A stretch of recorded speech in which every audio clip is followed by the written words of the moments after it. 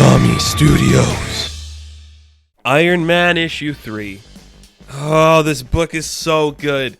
I do not understand the hate that this book gets sometimes. This is everything you needed from the Tony Stark character for such a long time. This is exactly the right angle to take with Tony. He is in this weird stage of like being kind of depressed and kind of trying to figure out how to be the hero he is in a world that doesn't like him. That is such a cool angle to play up. How can anybody see this and be like, oh, it's boring, oh, this isn't how Tony would act? No shit, this isn't how Tony would act. He's trying to fix himself and be a better person than he's been for the entire history of Marvel's continuity. So yeah, of course he hasn't acted like this before because he's actively trying to be a better person, and it's amazing stuff we are seeing. This book opens up.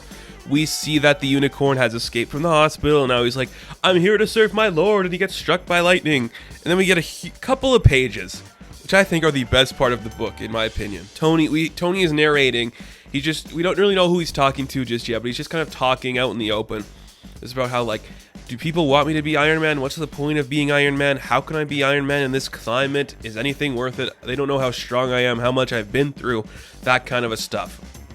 And the entire time, we're just seeing Tony is going around trying to do the right thing.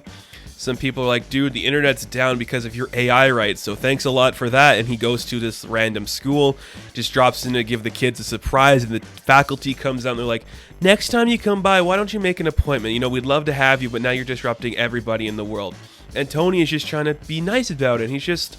I just wanted to like surprise the kids. I was in the neighborhood, thought they might enjoy seeing me, but now it's become like a burden for the kids and the faculty, and it's not really that big of a deal.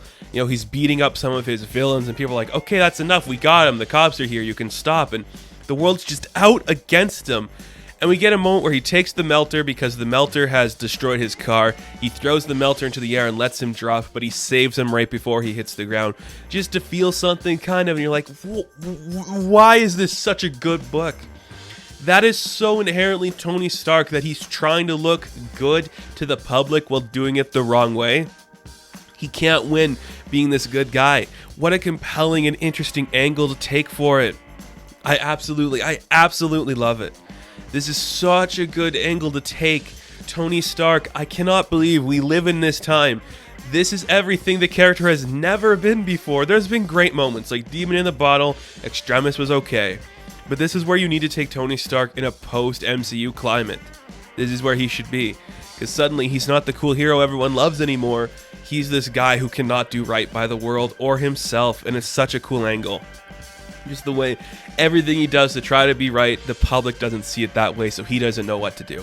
It's brilliant stuff. I really like it. So we see who he's talking to, and Tony is standing in line at a burger joint. And he's like, oh shit, it's this early in the morning, I gotta get on a flight. So he leaves to go to Oklahoma with Patsy, and they're on the plane.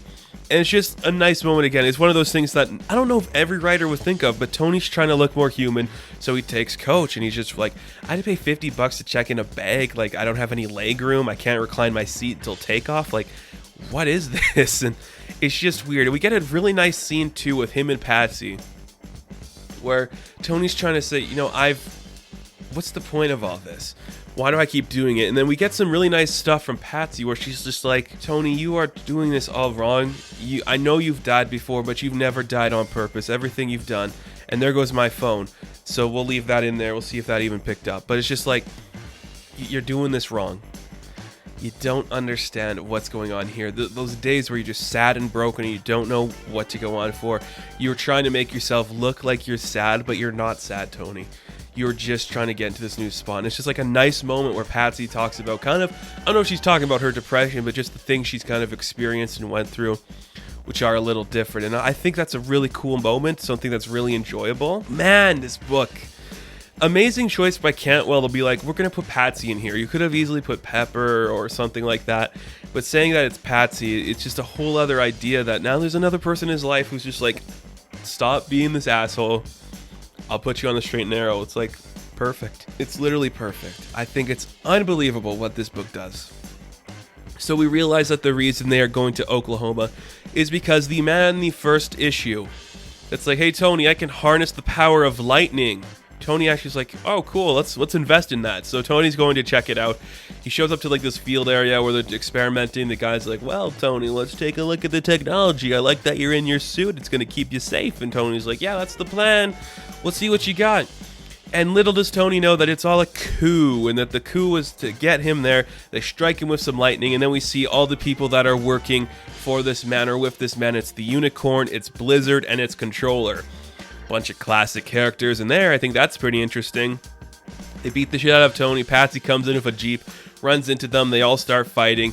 And the idea comes into play that they are all working for Korvac. So Korvac is kind of becoming the bigger villain of this story, which I'm just like, that's such a good idea for Korvac. I'm upset it hasn't been done before, because finally Korvac's doing something useful and interesting. Absolutely brilliant stuff on that part. So Patsy gets hurt and attacked, and you get this idea again that it's Tony's fault that she's hurt and injured, and she can't really... It looks like she's not breathing, but we know she's going to still be around because of covers we've seen in other issues. So it's like, this is cool. This is perfect. This is Tony again, learning a lesson, getting knocked down a peg about how to be a better person. He still can't really get there. I think it's incredible stuff. Absolutely amazing. I just can't with this book. Like, it's brilliant. Cantwell's a great writer. Cafu's a great artist. Everything they do is so brilliant, so clean, so crisp. It has this like dark feel of something like Immortal Hulk meets Venom, but in like a more technological based setting and more updated, where it's just kind of like, this is how you would tell a story about like this billionaire who's becoming this depressed man. I think it's unbelievable, so fantastic.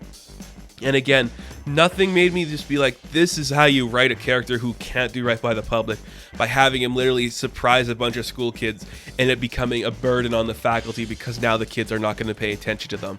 I absolutely love it. Tony will never be happy, and that's the point. And anybody who thinks this is boring, you're missing the point of this story. This isn't about Tony Stark being the high mighty guy anymore. This is about him being knocked down a peg and figuring out who he's supposed to be in a world that doesn't want him around. That's the point of the story, and something I think a lot of people need to focus on when it comes to this book.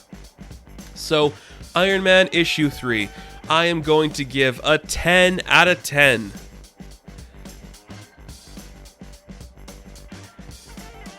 So thank you guys so much for watching this review. Be sure to like and subscribe to the channel.